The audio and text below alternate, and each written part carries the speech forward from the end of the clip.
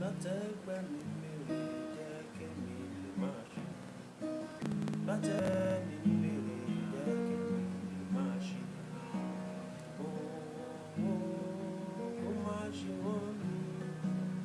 Ọ̀la máa kúrò lọ́dọ̀ mi. Nígbà tẹ́gbẹ́ mi mèrè jẹ́ kí mi lè máa ṣe.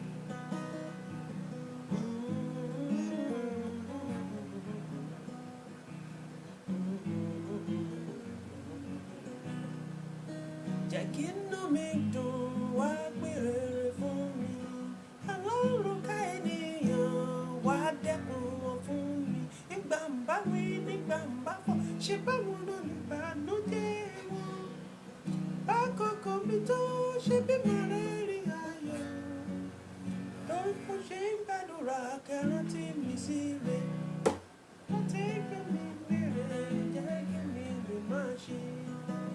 Látẹ̀gbẹ́ mi mèrè jẹ́ kí mi lè máa ṣe. Ó máa ṣe wọ́n mi.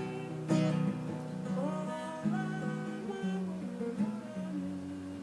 Látẹ̀gbẹ́ mi mèrè jẹ́ kí mi lè máa ṣe. If you're not a Yoruba tribe, you may not be able to understand the emotion behind this song, huh? All is well.